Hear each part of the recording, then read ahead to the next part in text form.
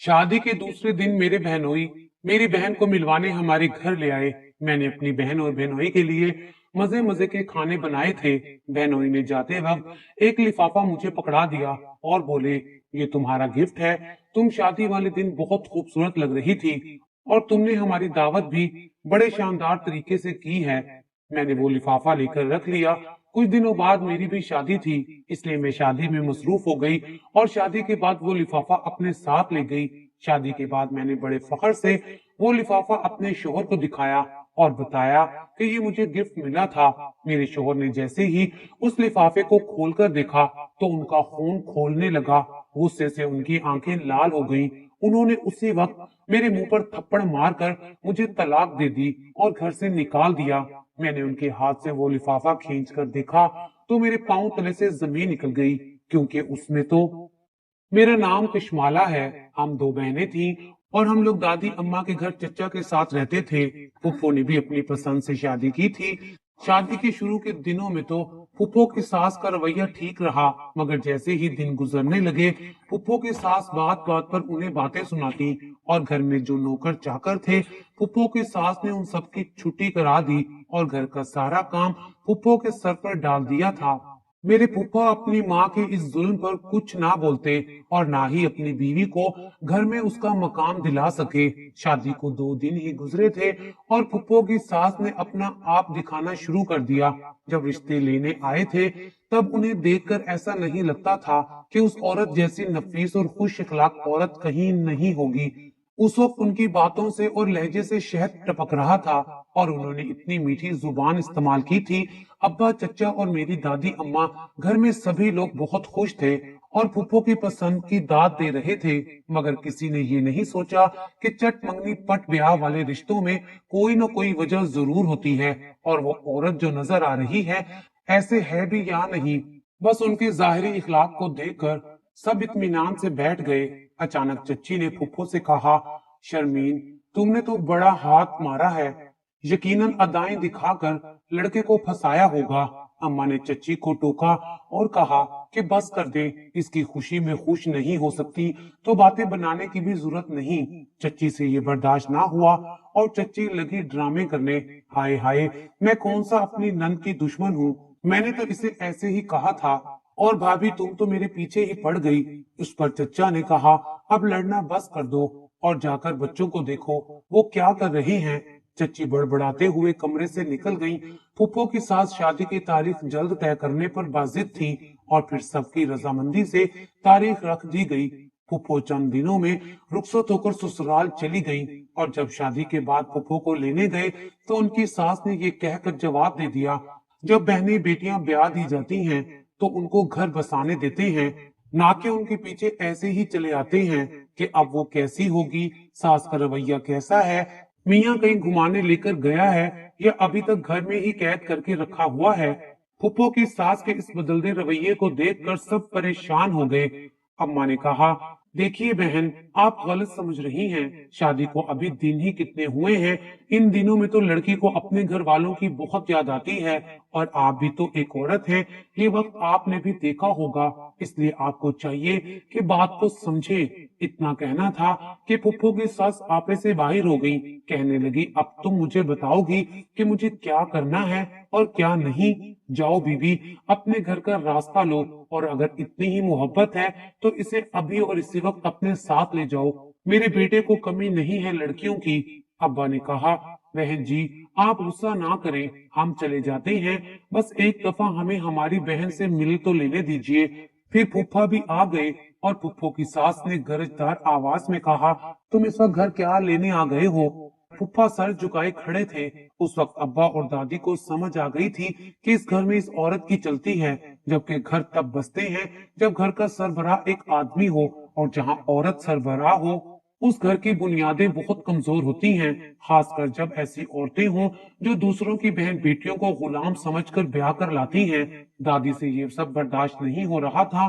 उन्होंने कहा कि हमने बेटी ब्याही है, खुदा न ख्वास्ता आपको बेटी बेची तो नहीं है कि आप जो हमसे मिलने का हक भी छीन रही हैं। अब्बा ने दादी को समझाया कि अभी जोश से नहीं, होश से काम लेने का वक्त है। चले घर चलते हैं। और हम सब घर आ गए और किसी को भी फुप्पो से मिलने नहीं दिया गया। दादी का रो रो कर बुरा हाल था। दादी खुद को कोसने लगी कि मेरा कसूर है, मुझे चाहिए था कि उन्हें उसी वक्त रिश्ते के लिए हाँ ना करती, कुछ वक्त लेती और उनके बारे में छानबीन करती। मगर मेरी कम अक्ली ने मेरी फूल सी बेटी को कैसे लोगों के हाथों में दे दिया। अब्बा ने बहुत समझाया कि आप परेशान ना हो, सब ठीक हो जाएगा, देखिएगा जैसे जैसे वक्त गुजरेगा मेरी बहन उनके दिलों में जगह बना लेगी। मेरी बहन बहुत समझदार है। दादी ने रोते हुए कहा, अल्लाह करे ऐसा ही हो। उस दिन के बाद अब्बा और चचा ने बहुत कोशिश की फुफ्फो से राब्ता हो और किसी तरह उनकी खैरो खैरियत मिल सके, मगर कोई राह नहीं मिली।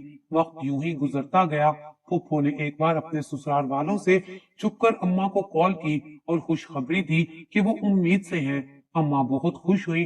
अम्मा ने कहा कि हम सब तुम्हारे लिए बहुत फिक्रमंद हैं, अभी भी कुछ नहीं बिगड़ा, अगर तुम कहो तो हम तुम्हें लेने आ जाते हैं। फुप्पो ने कहा कि आप परेशान ना हो, मैं ठीक हूँ और अम्मा को भी तसल्ली दीजिएगा, मैं आप सबसे मिलने जल्द आऊंगी। और फिर कॉल काट दी। दादी ने कहा, मुझसे बात करवाओ, मैं अपनी बेटी की आवाज सुनना चाहती हूँ, वो ठीक भी है या नहीं। अम्मा ने कहा, वो बिल्कुल ठीक है और जल्द आने का कहा है और आपके लिए खुशी की खबर है, आप नानी बनने वाली हैं। और फिर दादी बेटी के लिए दुआएं करने लगी।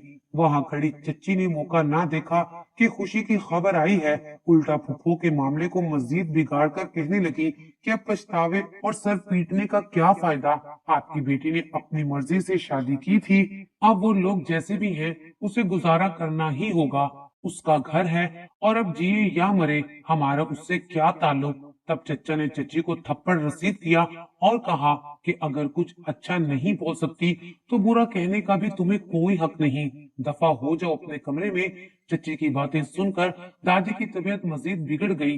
टेंशन की वजह से उनका बीपी हाई हो गया। शाम को दादी की तबीयत संभली तो अब्बा ने घर में सबसे कहा कि कोई ऊंची आवाज में बोलेगा भी नहीं और ना ही कोई परेशानी वाली बात की जाएगी।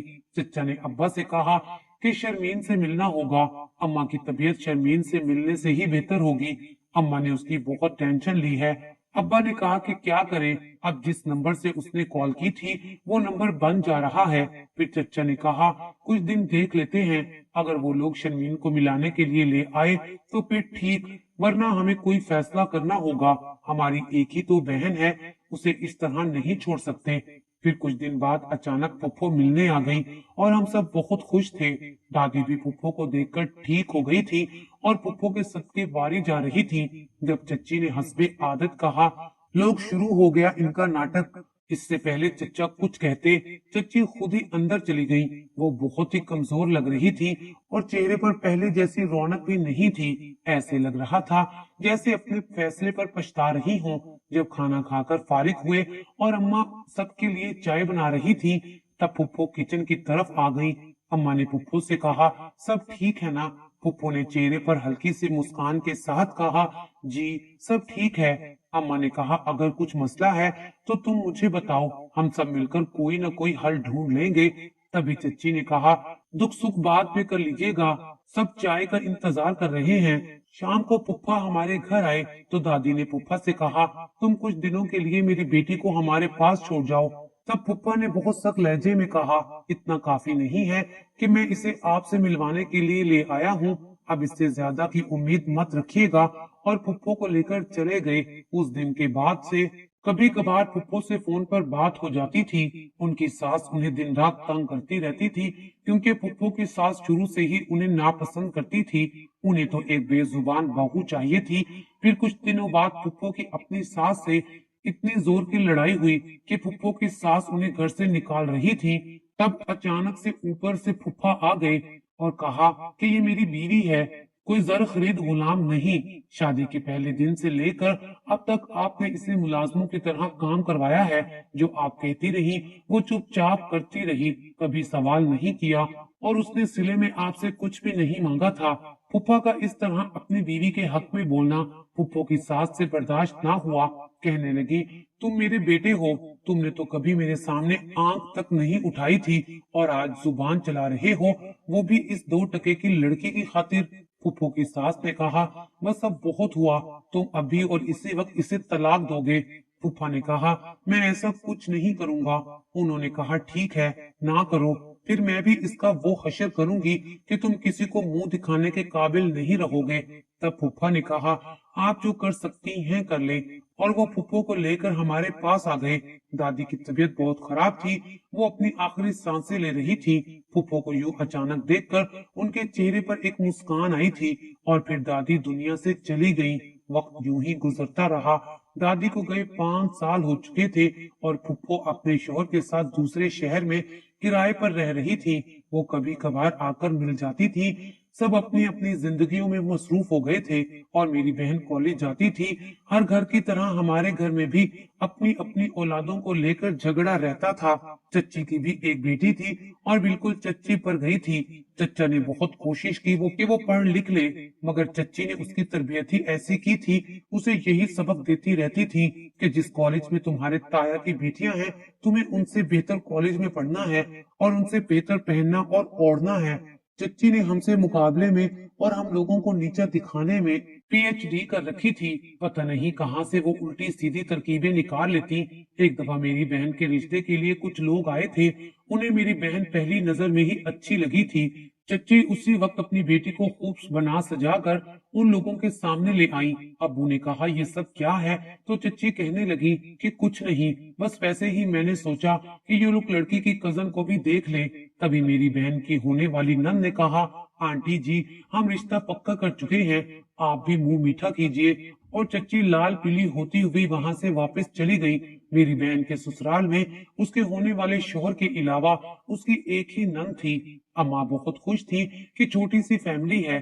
मेरी बहन की जिससे बात पक्की हुई थी वो बहुत खुश था और मैं उसकी खुशियों की लंबी उम्र की दुआएं करती थी। 2 माह बाद मेरी बहन की शादी की तारीख रख दी गई।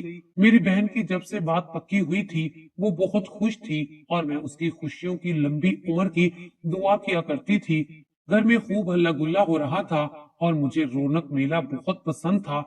अम्मा ने कहा कि शादी तुम्हारी बहन की है और पाँव तुम्हारे जमीन पर नहीं लग रहे, इतना उछलना कूदना अच्छी बात नहीं, मेरी मदद करो।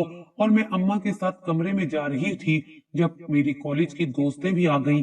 मैंने उन्हें ढोलकी पर बुलाया था। फिर अब्बा ने बाहर चाय लाने का कहा। मैं जल्दी जल्दी चाय देने जा रही थी जब किसी से टकरा गई और चाय से टकराने वाले के कपड़े खराब हो चुके थे। मैंने कहा, मिस्टर, देखकर नहीं चला जाता, आंखें घर छोड़कर आए हो क्या? लेकिन वो खामोश खड़ा मुझे देखकर मुस्कुराने लगा। कहने लगा, मोहतरमा, जिस रवानी से आपकी जुबान चल रही है, अगर आप इतना बता दें कि वॉशरूम किधर है तो मैं अपने कपड़े साफ कर लूं। मैंने चचा के छोटे बेटे को आवाज दी और उसे कहा कि इन साहब को वॉशरूम का रास्ता दिखाओ और खुद जाकर अंदर दोबारा से चाय बनाने लगी। तभी एकदम से मेरे कानों में फुप्पो की आवाज पड़ी थी। मैं चाय छोड़कर उन्हें मिलने चली गई क्योंकि हम इतने लंबे अरसे बाद एक दूसरे से मिल रहे थे। वो बहुत खुश हुई और हम भी उन्हें इतने अरसे बाद देखकर बहुत खुश थे। अम्मा ने कहा, अपने फुप्पो को कमरे में लेकर चलो, मैं आती हूँ। मैं फुप्पो को कमरे में छोड़कर वापस पलटी ही थी कि वही लड़का दोबारा से सामने आ गया। अब तो मेरा दिमाग घूम गया। मैंने कहा, मिस्टर, कोई और काम नहीं आपको सिवाय लड़कियों से टकराने के? इससे पहले कि वो मुझे जवाब देता, फुप्पो ने पीछे से आवाज दी, फुरकान बेटा, मैं इधर बैठी हूँ, तुम यहाँ आ जाओ। और मैं सर पीटने लगी क्योंकि ये तो मेरी फुप्पो का बेटा फुरकान था। रात हो चुकी थी, खूब गहमा गहमी थी। शादी पर मेरी मुलाकात मेरे होने वाले बहनोई के कजन से हुई। उसने मुझे देखकर खुद मेरी तरफ हाथ बढ़ाया। मुझे उसकी पर्सनैलिटी बहुत अच्छी लगी और उससे बढ़कर उसका रख रखाव। उसने कहा कि उसे मुझसे पहली नजर में ही मोहब्बत हो गई है और मैं भी उसके बारे में सोचने लगी थी। शायद वो भी मुझे पहली नजर में पसंद आ गया था। उसी रात को अम्मा ने मुझे कहा कि तुम्हें फुरकान कैसा लगा है? मैंने कहा, बस ठीक ही है। अम्मा ने कहा, मुझे तो बहुत अच्छा लगा है, बहुत समझदार सुलझा हुआ लड़का है। अम्मा की बात सुनकर मैंने कहा, मुझे क्यों बता रही हैं? अम्मा ने कहा कि तुम्हारी फुप्पो ने बातों बातों में तुम्हारी और फुरकान के रिश्ते की बात की है। मैंने सोचा है कि तुम्हारी बहन की शादी पर ही तुम्हारा रिश्ता भी पक्का कर दूंगी। मैं अम्मा की बात सुनकर हैरान रह गई और कहा कि मैं उससे शादी नहीं करना चाहती। अम्मा ने कहा, क्यों नहीं करनी शादी? मैंने कहा, मैं किसी और को पसंद करती हूँ, आप उन्हें मना कर दे। अम्मा मुझे बाजू से पकड़कर साइड पर ले गई और कहा, तुम्हारा दिमाग तो ठीक है ना? मैंने भी साफ साफ कह दिया, शादी करूंगी तो अपनी मर्जी से, वरना कभी नहीं करूंगी। फुप्पू ने सब सुन लिया और अम्मा से कहा कि आप कश्माला के साथ जबरदस्ती ना करें, जहां ये चाहती है शादी कर दे। फुप्पू के कहने पर मैंने लड़के को बता दिया और अगले दिन सबकी रजामंदी से मेरा भी उसके साथ रिश्ता तय हो गया। यूं मेरी बहन की शादी भी हो गई। अगले रोज मेरे बहनोई हमारे घर आए तो जाते वक्त मुझे एक लिफाफा गिफ्ट के तौर पर दे गए, जिसे मैंने संभाल कर रख लिया, क्योंकि चंद रोज बाद मेरी शादी भी तय हो चुकी थी। सब फिर से तैयारियों में लग गए थे। कुछ दिनों बाद मेरी भी शादी हो गई और वो लिफाफा मैं अपने साथ ले गई। एक रोज मैंने अपने शोहर को बताया कि ये लिफाफा मुझे गिफ्ट मिला था। मेरे शोहर ने मुझसे वो लिफाफा लेकर खोलकर देखा तो उनका खून खोलने लगा। अचानक से वो गुस्से में आ गए और मेरे मुंह पर थप्पड़ मारकर मुझे तलाक दे दी। जब मेरी नजर उस लिफाफे पर पड़ी तो मेरे पैरों तले से जमीन निकल गई, क्योंकि उसमें तो मेरी तस्वीरें थी और वो भी किसी और लड़के के साथ, जिसे मैंने कभी देखा भी नहीं था। मैं जमीन पर गिर पड़ी थी और अपने शोहर से कहा कि मैं तो इसे जानती तक नहीं और आपने चंद तस्वीर को देखकर मुझे तलाक दे दी। आप तो मुझसे बहुत मोहब्बत करते थे ना, फिर ये कैसी मोहब्बत है जिसमें एतबार नहीं है? तो वो कहने लगा, मैंने ये तस्वीर आज पहली दफा नहीं देखी हैं, इससे पहले भी तुम्हारी ऐसी घटिया तस्वीरें देख चुका हूँ। ये जो तुमने मुझे कहानी सुनाई है कि तुम्हारी बहनोई ने तुम्हें गिफ्ट दिया है, मैंने कहा ये झूठ नहीं है, मैं सच कह रही हूँ। तब उन्होंने कहा कि अब तुम्हारे इस ढोंग का मुझ पर कोई असर नहीं होगा, अब तुम आजाद हो, जिसके साथ मुंह काला करना है जाकर कर लो। मैंने उसे थप्पड़ मारा और कहा, मैं तुम्हारी खातिर अपनी सकी रिश्तों से उलझ पड़ी थी, अपने फुफ्फो का बेटा ठुकरा दिया था और तुमने ये कदर की मेरी। और अगर तुमने पहले ही ऐसी तस्वीरें देखी थी तो तब इनकार कर देते, क्यों शादी की मुझसे? मेरा शोहर तनवीर गुस्से में कहने लगा, क्योंकि मुझे शादी वाले दिन किसी ने ये तस्वीरें दिखाई थी और उस वक्त मेरी इज्जत का सवाल था। मैं नहीं चाहता था कि सबके सामने मेरे घर वालों का और मेरा तमाशा बने। फिर उसने मुझे धक्के देकर घर से निकाल दिया था और मैं भारी कदमों से चलती हुई जब घर के दरवाजे पर पहुंची तो चच्चा ने दरवाजा खोला और मैं वहीं बेहोश होकर गिर पड़ी। जब होश आया तो अम्मा और मेरी बहन मेरे सिरहाने खड़े थे। मैंने बहन से कहा, तुम्हारे शोहर ने किस बात का मुझसे बदला लिया है? क्या बिगाड़ा था मैंने? क्यों मेरी जिंदगी बर्बाद कर दी?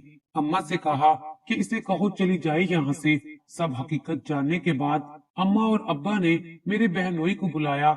उससे कहा कि उसने कशमाला को लिफाफे में क्या दिया। उसने बताया, मैंने उसमें कुछ पैसे रखे थे कि ये अपनी साली को गिफ्ट करूंगा, मगर उस दिन गलती से ये लिफाफा मुझसे चेंज हो गया और ये सब कैसे हुआ मैं कुछ नहीं जानता।